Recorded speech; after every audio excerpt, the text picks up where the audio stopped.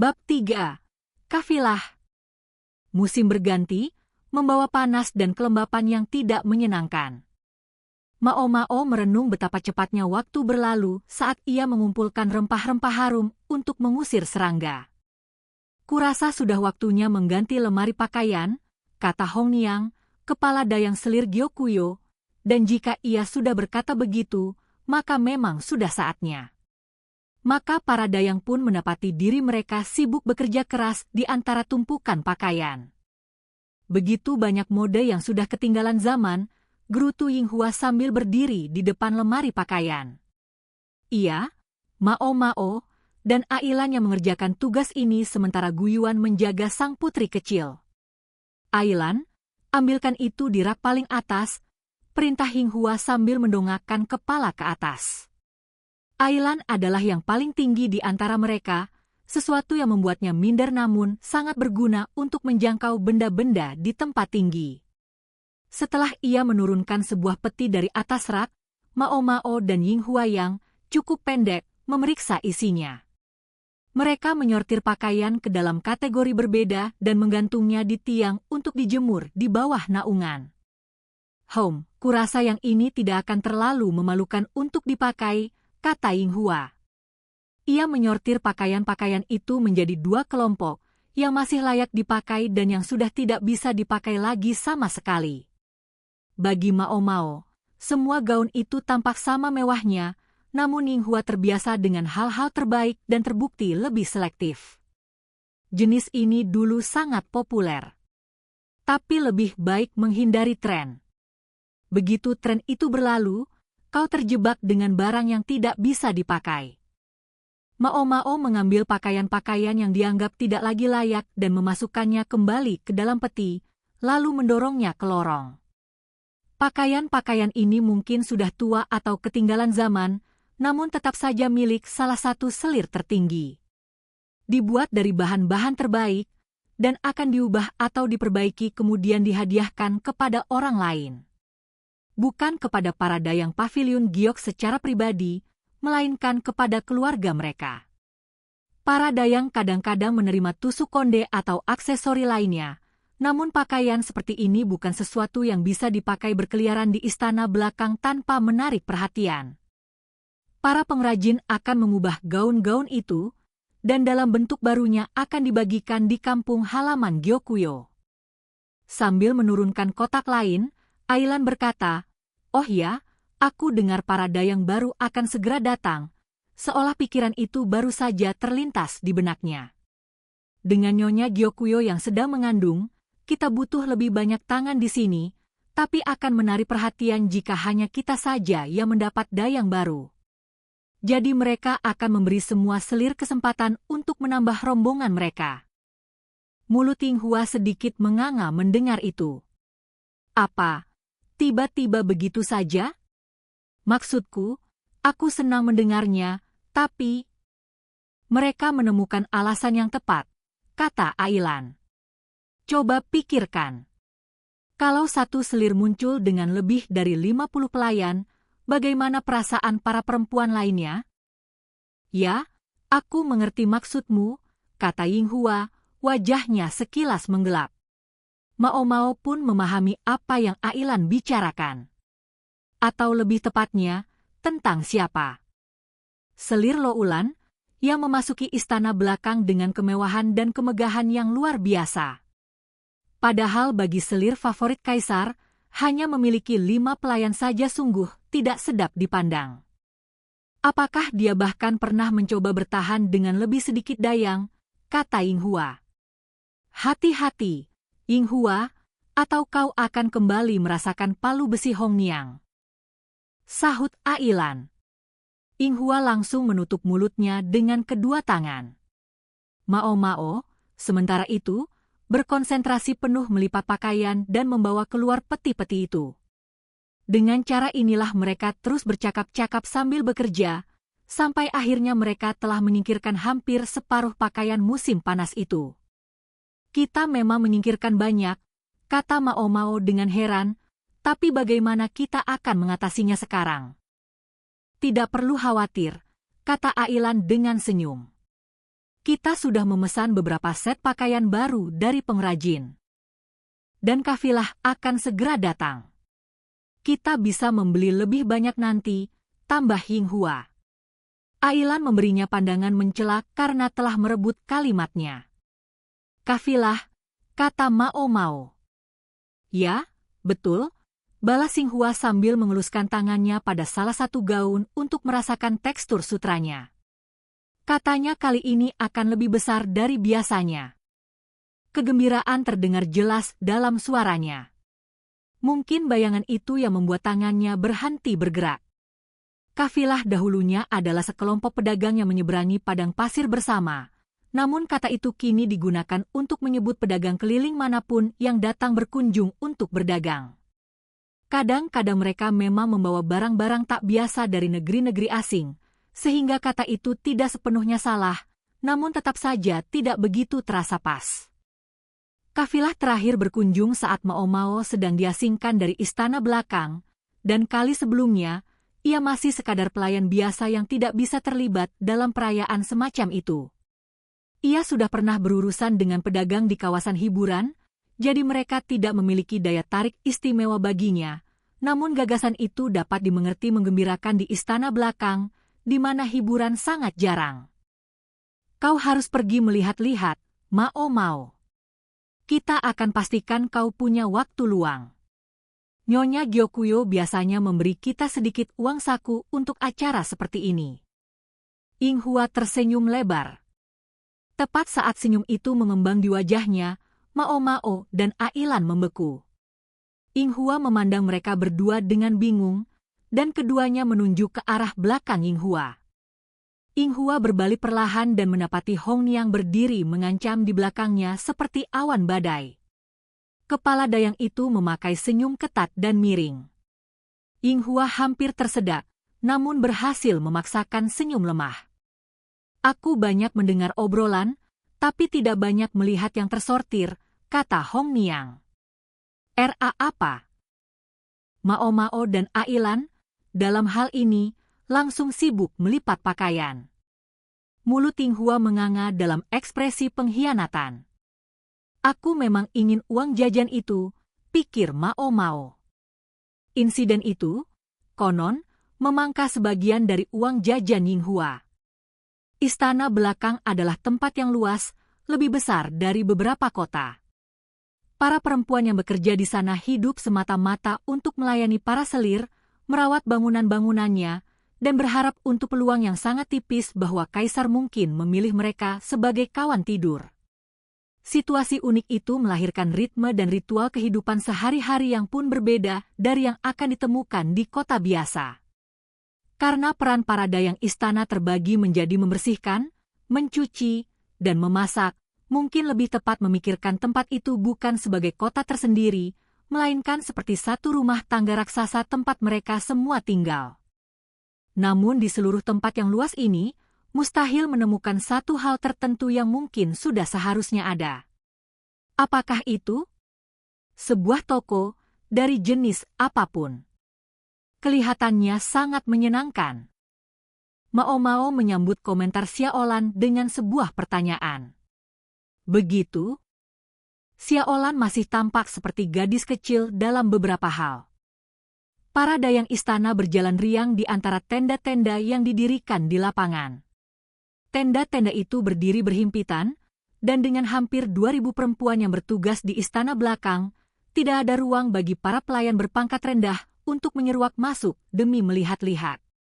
Tidak bisa bahkan sekadar mengagumi barang dagangan, yang paling bisa mereka lakukan hanyalah hidup dari cerita orang dengan menonton para dayang lain mengaguminya. Mao Mao dan Xiaolan bersandar di pagar kamar tidur para pelayan. Karena para selir dan dayang-dayang mereka semua sedang bersenang-senang hari ini, para pelayan rendahan praktis tidak punya apapun untuk dikerjakan. Beruntung sekali mereka. Aku ingin pakaian baru, keluh Xiaolan sambil menumpukan dagu di pagar. Tapi kau tidak punya tempat untuk memakainya. Aku tahu itu. Tapi aku tetap ingin. Para dayang istana berpangkat paling rendah umumnya hanya diberikan seragam kerja, 3 di musim panas, 2 di musim dingin, dan pakaian baru hanya diberikan saat yang lama sudah usang. Kebutuhan lain, termasuk pita rambut dan pakaian dalam, juga disediakan. Makanan disajikan di ruang makan setiap hari. Keluarga para dayang istana yang lebih terpandang mungkin mengirimkan hadiah bersama surat-surat mereka, sementara para dayang dari selir tertentu mungkin diberi pakaian atau aksesori oleh nyonya mereka, belum lagi camilan. Gyokuyo, misalnya, telah menghadiahi ailan kertas untuk membuat salinan bukunya. Tanpa toko di sekitar, tidak satu pun dari hal-hal ini mudah didapat. Bagi Xiaolan, yang tidak memiliki pendukung berpengaruh, tidak ada pendukung sama sekali. Sebenarnya, kesempatan untuk mendapatkan harta pribadi baru sangatlah jarang, dan saat kesempatan itu datang, ia berlalu begitu saja seperti ini. Hanya setelah para dayang lain sudah memborong barang-barang itu, barulah ia punya kesempatan untuk mengais-ngais sisa apapun yang bisa ia beli dengan tabungan kecilnya yang pas-pasan. Rasanya aneh melihat toko-toko ini berjejer di sini di istana belakang. Semangat dan kegembiraan di udara terasa nyata. Dan hanya dokter abal-abal kita yang melayani semuanya, pikir Mao Mao. Mungkin orang mengira bahwa penyakit di tempat seluas ini akan menyebar bagaikan kobaran api, namun kenyataannya tidak demikian. Sanitasi di istana belakang sangat baik. Para dayang istana menghabiskan banyak waktu untuk membersihkan, dan limbah ditangani dengan efisien. Ketika sudah cukup menumpuk, limbah itu dialirkan ke saluran pembuangan, lalu ke sungai besar, bukan ke parit. Parit pun terjaga bebas dari kotoran dan bau busuk. Kaisar terdahulu memanfaatkan lokasi ini karena sudah ada sistem pembuangan yang ada, sebuah teknologi yang konon berasal dari barat. Kabarnya, istana belakang ini dulunya adalah sebuah kota sungguhan yang kemudian diubah untuk tujuannya sekarang. Baik tembok maupun paritnya sama-sama milik kota itu, sehingga meskipun sangat luas, membangun istana belakang sebenarnya cukup ekonomis. Mungkin tidak mengherankan bahwa kekuatan penggerak di balik proyek ini adalah sang permaisuri regnant yang angkuh namun cakap. Langkah-langkah sanitasi seperti itu saja sudah sangat membantu mencegah wabah penyakit, meskipun jika ada yang sakit parah, ia dikirimkan kembali ke keluarganya. Begitulah dunia kecil istana belakang berputar, ada atau tanpa dokter abal-abal. Mau, kurasa aku bisa dapat sedikit waktu bebas di hari terakhir, kata Xiaolan. Matanya berbinar, tampaknya ini sebuah ajakan untuk melihat-lihat toko bersama. Mao harus mengakui bahwa ia senang diajak. Ia menjawab Xiaolan dengan menepuk kepalanya. Ketika kembali ke paviliun giok, Mao disambut oleh pemandangan para dayang yang lelah namun puas. Selagi ia berada di luar bermalas-malasan, praktis tidak punya apapun untuk dikerjakan, beberapa pedagang telah datang ke paviliun. Para dayang paling berpengaruh di istana belakang tidak perlu repot-repot keluar ke toko-toko yang datang kepada mereka. Para pedagang semuanya perempuan, sebab bagaimana lagi mereka bisa masuk ke istana belakang? Meski begitu, ada lebih banyak kasim pengawal dari biasanya di sekitar, hanya untuk berjaga-jaga. Mereka adalah orang-orang yang sudah dikenal, dan para gadis sedang menyeruput teh. Suasana domestik paviliun tidak terganggu oleh kehadiran pengawal tambahan itu. Yang mulia, berkata Nyonya Gyokuyo, boleh memilih apa saja yang ia suka. Inghua terdengar sesenang seandainya dialah yang menerima keistimewaan itu. Ia sangat kecewa karena uang sakunya dipotong setengah, namun tampaknya sudah bangkit kembali. Di atas meja terdapat kalung giok yang memukau, warnanya sama dengan mata Gyokuyo. Ada pula kaca kuarsa dan kotak aksesori bertatahkan mutiara ibu. Putri Lingli sangat puas dengan bola sutra cantik yang ia dapatkan, dan selain pakaian untuk sang selir, sebuah jubah mungil untuk Lingli tergantung di dinding. Mungkin kita sudah terlalu banyak bersenang-senang, kata Gyokuyo dengan sedikit kekhawatiran. Kalau boleh saya katakan, Nyonya, saya rasa Nyonya justru bisa membeli lebih banyak lagi, kata Hong Niang, kepala dayang, dengan penekanan tertentu. Saya yakin para nyonya yang lain semuanya membeli banyak. Hong Niang memilih cara berekspresi yang menahan diri, namun Mao Mao bisa dengan mudah membayangkan maksudnya. Para dayang Gyokuyo di pavilion kristal, yang hanya pandai bicara tanpa bekerja, pasti sudah puas berbelanja sepuasnya. Selir Lihua punya banyak yang bisa dibelanjakan, dan dapat diduga banyak pula yang dibelanjakan. Di pavilion berlian, para dayang selir Lishu kemungkinan besar sudah merayu nyonya mereka untuk membeli barang-barang yang mereka inginkan. Yang terbaik bisa diharapkan adalah mereka tidak terang-terangan menggelapkan uang. Sedangkan di pavilion Garnet Nah, kecenderungan selir Lowland dalam mengonsumsi pakaian secara mencolok sudah berbicara sendiri. Selir Gyokuyo, yang sebaliknya hampir tidak membeli cukup untuk memenuhi satu ruangan saja, tampak sangat hemat di mata Mao Mao, terutama bagi seseorang yang mendapat kasih sayang pribadi kaisar. Para selir masing-masing mendapatkan gaji sesuai dengan jabatan mereka, namun mereka juga mendapat penggantian untuk pakaian dan aksesori yang dianggap sebagai pengeluaran yang diperlukan. Selir tinggi, menengah, dan rendah berjumlah hampir 100 orang, dan Mao Mao mendapati dirinya bertanya-tanya apakah perbendaharaan negara akan bertahan dalam jangka panjang. Namun itu bukan sesuatu yang perlu ia khawatirkan. Bagaimanapun, yang lain akan datang besok, jadi aku akan menyimpan pembelian hari ini. Hong Niang mulai menurunkan pakaian dari dinding, menyerahkannya kepada Mao Mao.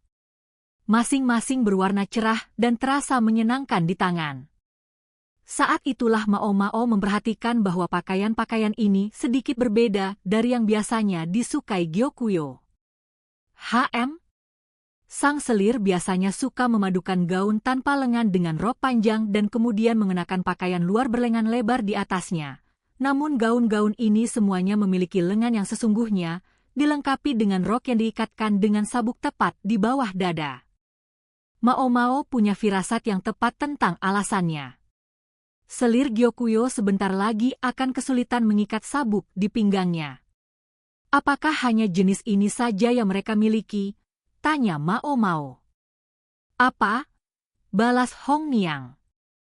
Para pedagang bersumpah bahwa ini semua sedang populer. Jadi memang hanya ini yang mereka punya. Para dayang saling pandang dengan tanda tanya. Para dayang pavilion Giok telah berbelanja dengan hanya memikirkan Gyokuyo.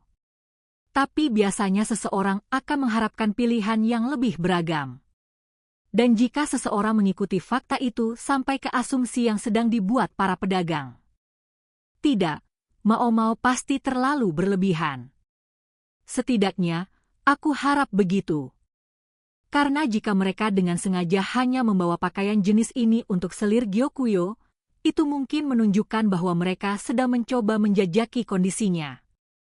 Kurasa besok, kau sebaiknya menanyakan apakah mereka tidak punya gaun dengan sabuk yang lebih rendah, kata Mao Mao. Ia berpikir mungkin itu bukan urusannya, namun baik Gyokuyo maupun Hong Niang tampaknya menangkap maksudnya. Tiga dayang yang lain saling pandang lagi, namun insinuasi Mao Mao jelas melayang di atas kepala mereka. Itu ide yang bagus. Sebaiknya kita mendapat sedikit lebih banyak variasi, kata Gyokuyo sambil menumpuk beberapa pakaian di atas sebuah kotak. Mungkin itu hanya perasaannya, tapi Mao Mao mengira ia melihat kilatan cahaya tajam melintas di mata sang nyonya. Kafilah itu akan tinggal selama 5 hari, di mana para dayang istana belakang mendapat kesempatan langka untuk menikmati belanja sesuka hati. Para selir dengan pangkat tertinggi tidak perlu keluar ke toko-toko, sehingga pertama-tama para selir menengah dan rendah beserta dayang-dayang mereka yang berkeliling di antara tenda-tenda pedagang, diikuti oleh para perempuan dalam posisi administratif, masing-masing semakin menghabiskan pilihan yang ada saat mereka membeli apapun yang menarik perhatian mereka. Hanya pada hari terakhir barulah para perempuan berpangkat paling rendah mendapat kesempatan untuk mengais-ngais apapun yang tersisa. Fakta bahwa bahkan itu pun tampak menjadi prospek yang menggembirakan berbicara banyak tentang betapa sedikitnya hiburan di sini. Kafilah ini telah datang melintasi padang pasir dan membawa banyak barang tak biasa dari negeri-negeri eksotis. Pasti sudah melewati tanah air Gyokuyo juga, sebab para dayang paviliun Giok tampak jelas dirundung rasa rindu kampung halaman saat mereka mengamati kerajinan tangan itu. Mao Mao jauh lebih tertarik pada obat-obatan atau jamu apapun yang mungkin tersedia, namun hal-hal seperti itu dapat dimengerti dilarang dibawa langsung ke dalam istana belakang. Daun teh dan rempah-rempah, dijual hampir sekadar sampingan, adalah yang paling dekat yang bisa ditawarkan para pedagang. Pada hari terakhir, Mao Mao, dengan sedikit uang saku dari selir Gyokuyo, pergi ke pasar bersama Xiaolan seperti yang sudah ia janjikan. Wow, tidak percaya. Xiaolan hampir tidak punya sekoin pun dan tidak mampu membeli apapun yang dipajang, namun itu tidak menghalangi matanya dari berbinar-binar mengagumi koleksi karya kaca dari barat. Mao Mao merasa ketidakpura-puraannya sangat menggemaskan. Yang ini, tolong. Mao Mao memilih sebuah pita rambut yang sangat cantik dan dengan lembut mengikatkannya di rambut Xiaolan. Warna merah muda persik yang dalam sangat cocok dengan energinya. Hanya butuh beberapa detik bagi Xiaolan untuk menyadari ada yang berbeda, dan kemudian ia hampir menghempaskan Mao Mao dengan pelukannya. Mao Mao bertanya-tanya apakah begini rasanya memiliki adik perempuan. Kau tidak mau beli baju, Mao Mao? Tanya Xiaolan. Tidak perlu. Sebagian, ia tidak mau pamer membeli barang di depan Xiaolan, namun yang lebih penting, ia memang benar-benar tidak tertarik pada pakaian. Ia jauh lebih tertarik pada teh dan rempah-rempah. Xiaolan hampir melayang karena pita rambut barunya, dengan senang hati menemani Mao Mao ke toko-toko yang paling menarik minatnya. Sepanjang waktu itu, senyum lebar tidak pernah lepas dari wajahnya. Baginya, ternyata melihat-lihat gerobak-gerobak kasar yang disulap menjadi lapak pasar ini sudah sangat menyenangkan. Mao Mao bertekad untuk membeli beberapa teh dan rempah-rempah itu. Para dayang paviliun Giok sudah bergantian datang ke pasar selama 3 hari terakhir kafilah berkunjung, dan Mao Mao bilang ia puas pergi di hari terakhir. Inilah alasannya. Hari terakhir berarti diskon. Mao Mao tidak tertarik pada permata, pakaian trendy, atau hal-hal semacam itu. Barang-barang yang ia incar tidak terlalu penting bagi orang lain, jadi ia yakin masih akan banyak yang tersisa. Selain itu, ini adalah istana belakang, tempat yang istimewa. Sedikit penipuan yang disengaja adalah hal yang bisa dimaklumi. Kalau mereka pikir bisa mengakali aku, pikir lagi. Kecerdikan Mao Mao sudah sangat terasa. Ia sudah menghabiskan sebagian besar hidupnya mengamati nyonya tua itu berbisnis. Ia berhenti di salah satu toko yang menjual teh. Sebuah mangkuk ikan kuarsa dipenuhi dengan kuncup-kuncup mungil yang diikat menjadi bola-bola cantik. Teh melati. Ketika diseduh dalam air panas, kuncup-kuncup itu akan mekar, menyenangkan dipandang dan dihirup aroma teh harum yang dikeluarkannya. Sayangnya, sebagian besar sudah habis terjual, hanya tinggal 3 kuncup saja. Aku mau ini, kata Mao Mao. Namun tepat pada saat yang sama, suara lain berkata, yang ini, tolong. Mao Mao menoleh dan mendapati seseorang sedang menunjuk ke mangkuk yang sama. Seorang dayang istana yang tingginya sekitar setengah kepala lebih tinggi dari Mao Mao, meskipun meski tinggi ia masih tampak dan terdengar sangat muda. Kontras itu membuat Mao Mao berkedip-kedip. Ia tidak bisa lepas dari perasaan bahwa ia pernah melihat gadis itu sebelumnya di suatu tempat. Gadis yang lain itu tampak sama bingungnya dengan Mao Mao. Lalu ia berseru, "Oh," matanya berbinar. "Bagaimana kucing kecilmu?" tanyanya. Itu yang mengingatkan Mao Mao. Ini adalah gadis yang membantu menangkap anak kucing yang kemudian dijuluki pengingat para pencuri. Mao Mao masih tidak tahu namanya. Dia baik-baik saja. Untuk sementara ia tinggal di kantor kesehatan. Gadis itu tersenyum lebar. Tampaknya ia memiliki ekspresi yang kaya dan semuanya sangat komunikatif. "Oh, Shisui, kau bisa dapat waktu libur?" kata Xiaolan sambil menyela percakapan di antara keduanya dengan bersemangat. Rupanya keduanya sudah saling kenal.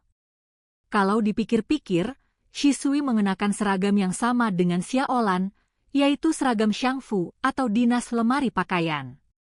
Ia pasti sering pergi ke area laundry, hanya karena kebetulan saja Mao Mao belum pernah bertemu dengannya sebelumnya. "Ya, mereka setidaknya berhutang ini padaku." "Kau benar sekali," kata Xiaolan. Itu adalah percakapan yang polos dan ramah. Mao Mao memperhatikan penjual teh sedang memandangi mereka. Ia segera membeli ketiga kuncup melati yang tersisa dan meminta agar dikemas secara terpisah. Perempuan itu tidak terlalu senang dengan itu, namun ketika Mao Mao meminta salah satu teh sisa lainnya juga, ia pun luluh. Kemudian Mao Mao membagi-bagikan bungkusannya, satu untuk Xiaolan dan satu untuk Shisui, menyimpan yang terakhir untuk dirinya sendiri. "Mungkin kita sebaiknya ngobrol di tempat lain supaya tidak menghalangi orang," ia menyarankan dan menunjuk ke arah gedung kesehatan. Di kantor kesehatan, sang dokter abal-abal sedang menatap pasar dengan iri. Seperti biasa, ia tampak punya banyak waktu luang. Sifat pekerjaannya melarangnya meninggalkan kantornya, bahkan jika hampir tidak ada yang pernah datang ke sana. Pasti berat baginya. Ia mengisi waktu dengan membantu anak kucing berdandan. Namun ia adalah orang yang sangat ramah, dan ketika ada tamu yang datang, ia berupaya sepenuh hati menjamu mereka. "Ya ampun, Nona muda, aku tidak tahu kau punya teman."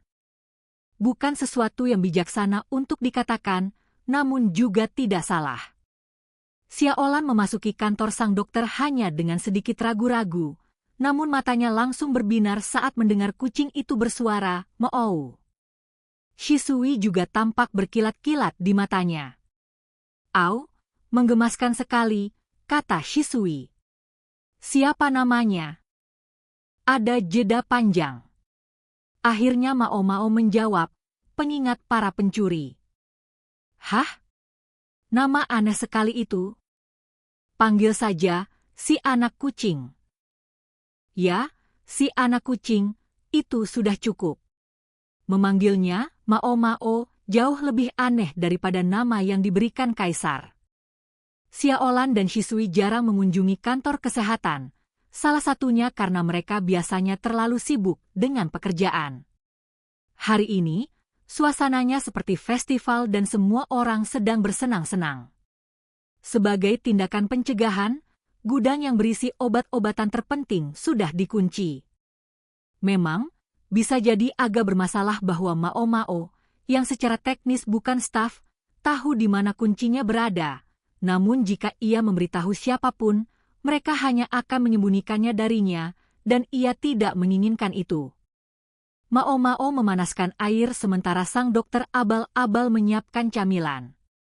Ia memutuskan untuk menggunakan wadah kuarsa hari ini alih-alih teko biasa. Sebenarnya itu untuk membuat obat, bukan minuman, namun ketika punya teh berkualitas tinggi seperti melati ini, keramik terasa terlalu mubazir. Ia menggunakan air hangat untuk memanaskan wadah yang dingin, lalu mengosongkannya sebelum meletakkan satu kuncup bulat di dalamnya dan menuangkan air yang hampir mendidih ke atasnya. "Oh, wow!"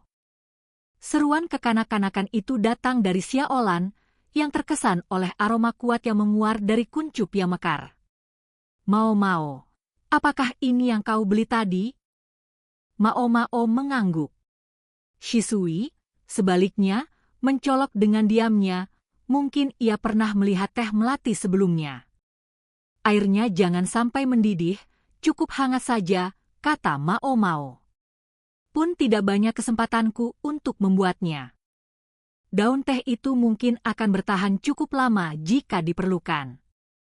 Sang dokter muncul, dengan penuh perhatian menawarkan kerupuk beras dan kue bulan.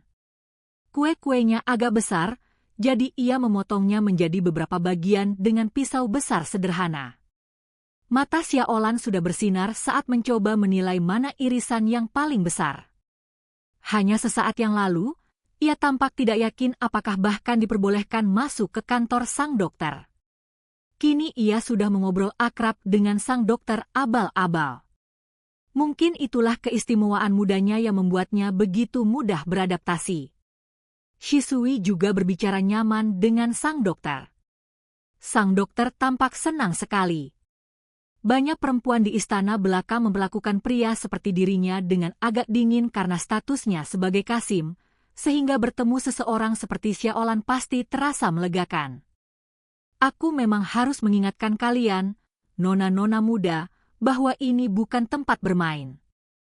Hanya untuk kali ini, ya? Ia mengulang kalimat itu beberapa kali. Sepertinya itu adalah cara memutar-mutarnya untuk mengatakan bahwa, sebenarnya, mereka sangat dipersilakan untuk datang lagi kapan saja, ia tidak bisa mengatakannya secara gamblang. Apakah memang selalu seperti ini? Rasanya seperti pesta raksasa di luar sana, kata Shisui sambil menggigit sepotong kue bulan. Itu mengingatkan Mao bahwa perempuan itu adalah dayang istana yang paling baru di antara mereka. Kedatangan selir Loulan telah membawa sangat banyak dari mereka ke istana belakang. Shisui mungkin sudah berada di sana kurang dari 6 bulan. Semacam. Tapi kelihatannya berlangsung lebih lama dari biasanya. Xiaolan, dengan anak kucing di pangkuannya, menjejalkan kue bulan ke mulutnya. Anak kucing itu terlalu tertarik pada remah-remah kuenya, jadi Mao menyambarnya dan memberinya ikan. Ya, kata sang dokter sambil berdaham penting dan menyapu remah-remah dari kumis belutnya. Sebuah delegasi khusus dari negeri lain akan segera mengunjungi kita, rupanya. Apakah ia seharusnya memberitahu kita itu? Pikir Mao sambil menyeruput tehnya. Ia sudah tidak sabar untuk mendapatkan air panas, tapi ia mulai berpikir mungkin membawa kedua gadis itu ke kantor kesehatan adalah sebuah kesalahan. Wow, jadi seseorang yang benar-benar penting akan datang, kata Xiaolan.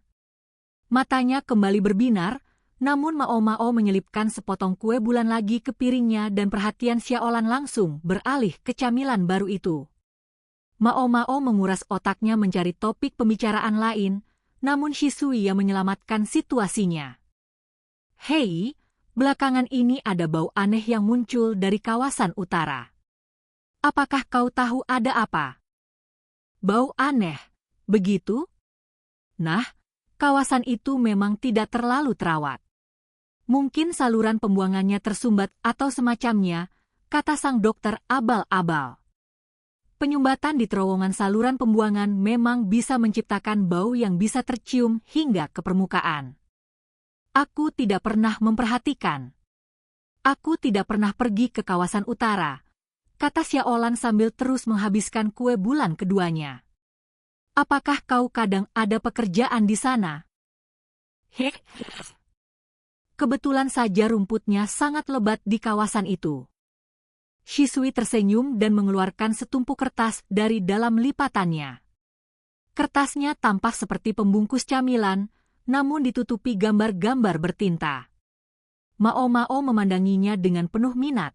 Namun Xiaolan dan sang dokter mundur, sebab gambar-gambar itu adalah penggambaran serangga yang sangat rinci.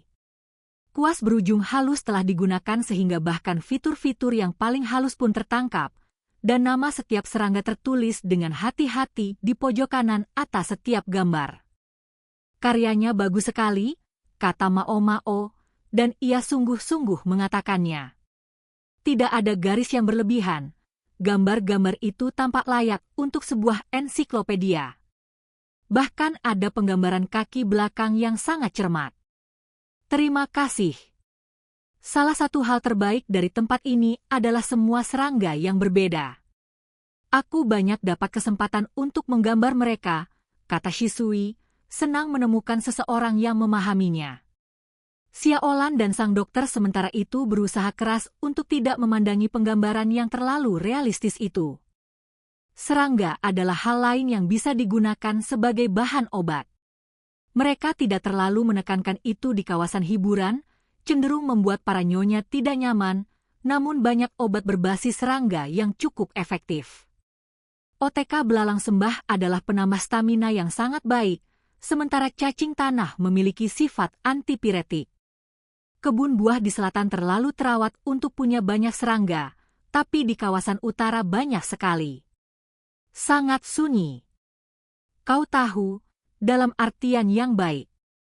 Ada banyak laba-laba besar di sana. Laba-laba. Mao-Mao pernah mendengar bahwa jaring laba-laba bisa membantu menghentikan pendarahan, namun mengumpulkan bahan itu cukup repot sehingga ia belum sempat mencobanya. Komentar Shisui menyalakan semangat di mata Mao-Mao. Mau lihat? Aku bisa mengajakmu ke sana. Mau lihat? Ajak aku ke sana.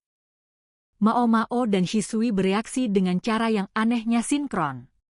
Xiaolan dan sang dokter mengamati percakapan mereka dengan jarak yang sama. Si anak kucing, perutnya sudah kenyang, mengangkat salah satu kaki belakangnya dan menggaruk di belakang telinganya.